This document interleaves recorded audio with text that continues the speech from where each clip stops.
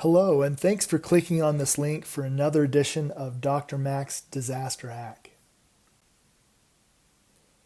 In this edition, we will be exploring debris management, which can be a very challenging function in emergency management.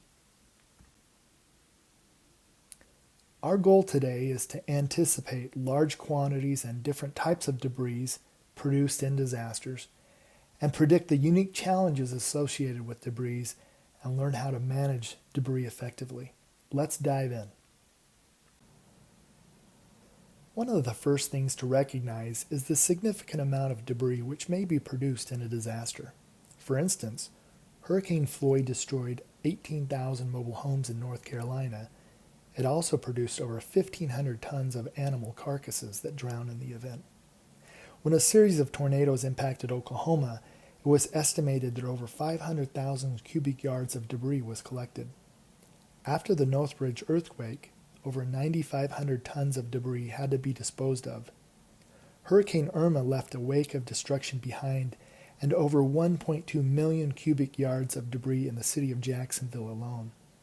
Therefore, the amount of debris can far exceed the normal level of waste production and severely tax affected communities. Debris produced in disasters ranges from broken tree limbs, mud, sediment, hazardous waste, to broken plywood, twisted metal, and shattered glass.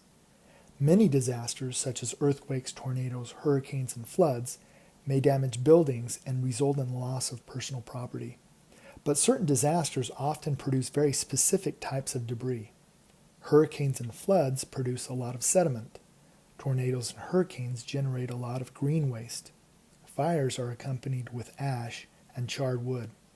If you're working in emergency management, you should discuss what types of debris is most likely to be produced based on your unique risks. Keep in mind unusual challenges or waste such as remains in collapsed buildings, spoiled food due to power outages, excessive clothing due to unsolicited donations, water bottles used to hydrate workers, and sandbags to deal with flooding. Damaged vehicles, appliances, and household hazardous materials such as oil and paint should also be considered as well. All of this debris could prove problematic for you and your community. Debris may clog roads and prevent transportation. The amount of debris can be a depressing eyesore and can create injuries, attract rodents, and destroy our natural environment. Debris removal can be costly. After Hurricane George, 4 states spent over $310 million. Debris removal can also be very time-consuming. It took months to remove the debris around Ground Zero after the 9/11 terrorist attacks on the World Trade Center. There are also many people involved, citizens, government workers, and contractors, so oversight can be a challenge. Debris removal can also be noisy, create dust, destroy roads due to heavy loads. Because of the amount of debris produced in disasters and the accompanying problems, debris management will be a very important function. Debris management is the collection, sorting, storage, transportation, disposal, or recycling of rubble, destroyed materials, and other wastes associated with a disaster. There are several aspects or components related to debris management. You must make planning for debris a high priority before a disaster occurs. Put someone in charge of this function. Find trained personnel to remove debris and acquire necessary backhoes, bulldozers, grapplers, and dump trucks. Seek help from neighboring jurisdictions and activate agreements with private contractors. Make recycling a high priority after disaster.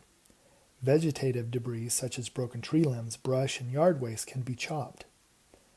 Aggregate debris, including asphalt and concrete, can be crushed and used as road base. Construction debris like wood could possibly be converted into pressboard. You must choose your collection and storage sites carefully. You'll need lots of room, and some residents may complain if storage sites become a nuisance due to noise, smell, rodents, or the site itself. Be aware that FEMA reimbursements for debris removal are very strict. It must be a result of the disaster and is generally covered only if it was on public property. Also, FEMA will not pay for tree stump removal. so you will want to review their guidelines carefully. In addition, you will want to have a lawyer review contracts whether they are based on a fixed lump sum, unit price, or time and materials. As you can see, there's a lot to debris management, and it will require a great deal of attention. In summary, debris can be extensive in a disaster, and it will produce different types. This debris can pose serious challenges to you. Planning and other strategies can improve your ability to deal with debris management effectively. If you would like to learn more about debris management, you might want to look at the articles listed on this slide. The EPA also has some wonderful resources on debris management. Well, I hope this information was helpful. Best regards, and have a fantastic day.